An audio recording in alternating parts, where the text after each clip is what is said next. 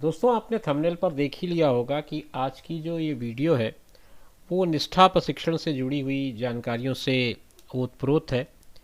या यूं कहें कि इस वीडियो में हम ये जान पाएंगे कि निष्ठा कार्यक्रम जो कि अभी निष्ठा 3.0 के नाम पे आया है, उसमें प्रशिक्षण क्यों ज़रूरी है और हम इस प्रशिक्षण को किस तरह से पूरा कर पाएंगे। आइए समझते हैं इस सूचना में या इस आदेश में क्या बातें दी गई हैं। जैसा कि आप स्क्रीन पर देख रहे हैं कि ये पत्र जारी किया है राज्य शैक्षिक अनुसंधान और प्रशिक्षण परिषद छत्तीसगढ़ शंकर नगर रायपुर ने 20 तारीख की डेट पर, यानी कि 20 सितंबर की डेट पर यह पत्र जारी किया गया है। इसके पहले भी एससीईआरटी ने एक और पत्र जारी किया था जिसमें सारी बातें उन्होंने कही थी। ये पत्र पुनः एक बार पूरी जानकारी के साथ समस्त जिला शिक्षा अधिकारी, समस्त प्राचार्य एवं समस्त जिला समन्वयक, मिशन समन्वयक एवं नोडल अधिकारियों को भेजा गया है। इस पत्र में मूल बातें क्या क्या हैं मैं एक एक करके आपके साथ शेयर करता चलूँगा। आप देख लीजिएगा कौन कौन सी चीज़ें आपके काम की हैं।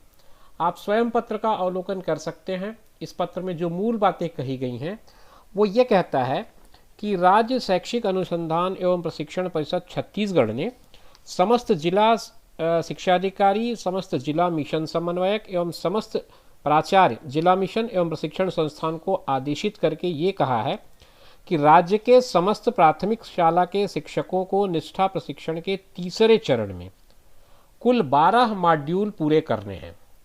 ये चरण तीसरा है, इसीलिए इसको निष्ठा 3.0 बोला गया है ना। इसको 3.0 इसीलिए कहा गया क्योंकि इसके पहले आपने निष्ठा 1.0 किया हुआ है, फिर 2.0 आया था हाई स्कूल हायर सेकेंडरी के टीचर्स के लिए। अब ये जो आया है फिर से निष्ठा 3.0, ये है आपके प्राइमरी टीचर्स का दूसरा कोर्स।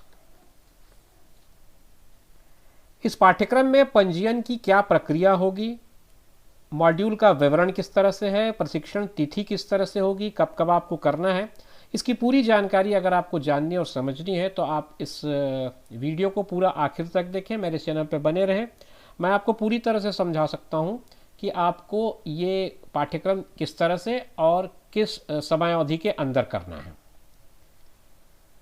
अगर पत्र का अवलोकन करें तो पत्र में 1 से 5 यानी कि कक्षा पहली से 5वीं तक के अध्यापन करने वाले समस्त शिक्षकों के साथ साथ ये प्रधान पाठकों के लिए भी ज़रूरी है, जिसको एफएलएन संबंधित ऑनलाइन कोर्स कहा गया है।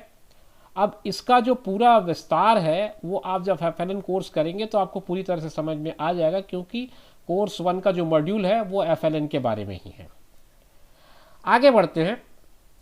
इसमें जो पाठ्यक्रम होगा निष्ठा 3.0 का, ये निपुण भारत जो कार्यक्रम है, एनसीईआरटी संचालित कर रही है निपुण भारत कार्यक्रम, उसके क्रियान्वयन के लिए चलाई जा रही है और मूलतः प्राथमिक स्तर के शिक्षकों के लिए है। समस्त शिक्षकों के साथ साथ प्रधान पाठकों को भी करना, ये मैंने आपको बता ही दिया है। और इस बात की गलती ना करें कि आपने प्रशिक्षण निष्ठा 1.0 अगर कर लिया है तो ये ज़रूरी नहीं है, ऐसा ना समझें।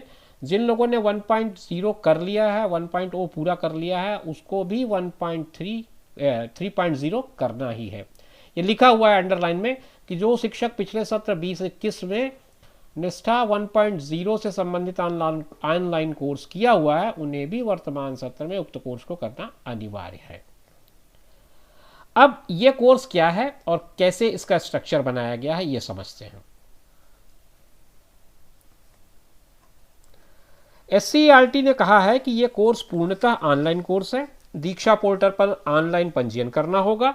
ऑनलाइन पंजीयन करने के लिए जो काम है वो आप समझ लीजिए। ऑनलाइन जब आप रजिस्ट्रेशन इसका करेंगे तो आपके पास जो पुराना वर्जन होगा ऐप का, उस ऐप के पुराने वर्जन को आप अनइंस्टॉल कर लें और अनइंस्टॉल करने के बाद नया जो वर्जन आया है जो उसको 4.0 कहा है, उस वर्जन को डाउनलोड कर लें और उसको डाउनलोड कर लें, इंस्टॉल कर लें, डाउनलोड कर लें और उसके बाद आप इस कार्यक्रम को चालू करें। अगर आपके पास इससे भी कोई एडवांस वर्जन है तो अच्छी बात है, लेकिन पिछला जो वर्जन है वो काम नहीं करेगा तो प्लीज़ उसे आप अनइंस्टॉल कर लें। अब एससीईआरटी ये कहती है कि सभी जिला शिक्षा अधिकारी एवं मिशन समन्वयक इस बात का ध्यान दें कि कक्षा 1 से 5 तक पढ़ाने वाले समस्त शिक्षक एवं प्रधान पाठक ये कोर्स पूरी तरह से अपना कंप्लीट कर लें। ये पूरी की पूरी जिम्मेदारी जो है वो मिशन समन्वयक और जिला शिक्षा अधिकारी को सौंपी गई है कि उनका ये काम होगा कि कोर्स को पूरा करा लिया जाए। अब कोर्स का स्ट्रक्चर समझते हैं। कोर्स का स्ट्रक्चर क्या है? एक महीने में आपको 2 कोर्स करने हैं, 2 कोर्स इन अ मंथ इसमें लिखा हुआ है। इसका जो ड्यूरेशन होगा वो कैसे होगा? देखिए 7 फेज में है टोटल। पहला जो फेज होगा वो रजिस्ट्रेशन का फेज है, जो सितंबर 30, ये डेट याद रखें, 30 सितंबर के पहले पहले आप अपना पंजीयन कर लें। ये रजिस्ट्रेशन का फेज होगा। रजिस्ट्रेशन ऑफ टीचर्स जो होगा वो 30 सितंबर तक होगा।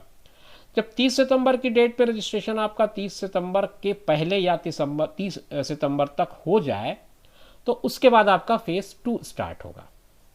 फेज 2 में क्या करेंगे हम? फेज 2 चलेगा अक्टूबर 1 से 31 अक्टूबर तक, जिसमें पहला जो कोर्स है वो FLN का इंट्रोडक्शन है और दूसरा जो कोर्स होगा, यानी कि 2 कोर्स जो आपको 1 महीने के अंदर करने हैं, उसमें जो दूसरा कोर्स होगा वो है shifting towards competency based education. ये 2 मॉड्यूल आपको कर लें, 2 कोर्स आपको कर लेने हैं फेज 2 में। फेज 3 शुरुआत होगी नवंबर में, नवंबर 1 से 30 के बीच ये चलेगा और इसमें 2 कोर्स आपको फिर से करने हैं। पहला जो कोर्स होगा understanding learner, how children learn, and दूसरा जो कोर्स होगा अंडरस्टैंडिंग विद्या प्रवेश एंड बाल वाटिका। तो ये 2 कोर्स आप कर पाएंगे नवंबर में। इस तरह से आपने नवंबर के आते आते 4 कोर्स कर लिए हैं, 3 फेज आपके पूरे हो चुके हैं। चौथे फेज में जब आप पहुंचेंगे तो दिसंबर का महीना आ गया रहेगा। 1 से 31 दिसंबर के बीच आपको फिर से 2 कोर्स करने होंगे। इसमें 5वां जो कोर्स होगा वो फाउंडेशन लैंग्वेज एंड लिटरेसी पर आधारित होगा और 6वां कोर्स जो होगा वो फाउंडेशन न्यूमेरेसी पर आधारित होगा। तो ये 2 कोर्स आप फिर से पूरा कर पाएंगे दिसंबर के महीने में, यानी कि 2021 का साल जब पूरा होगा तब तक आपके 6 कोर्स पूरे हो गए रहेंगे। ध्यान रखें आपको कुल 12 कोर्स करने हैं, 12 में से 6 कोर्स आपके इसी साल यानी कि 2021 में पूरे हो जाएंगे। जब आप नए साल में प्रवेश करेंगे जनवरी 2022 में, तब आपका 5वां फेज शुरू हो गया रहेगा। 5वें फेज के शुरुआत में आपको 1 से 31 जनवरी के बीच 2 कोर्स करने हैं, 7 और 8। ये दोनों कोर्स के नाम है लर्निंग असेसमेंट और involvement of parents and community for FLN। ये कोर्स आपके पूरे हो जाएंगे जनवरी में। फिर आपका 6वां फेज स्टार्ट होगा। 6वें फेज में आपको फरवरी 1 से 28 के बीच कोर्स 9 और कोर्स 10 करने होंगे, ICT in teaching, learning and assessment और मल्टीलैंग्वेज टीचिंग इन फाउंडेशन ईयर्स। तो ये 2 कोर्स आपके फिर से पूरे हो जाएंगे।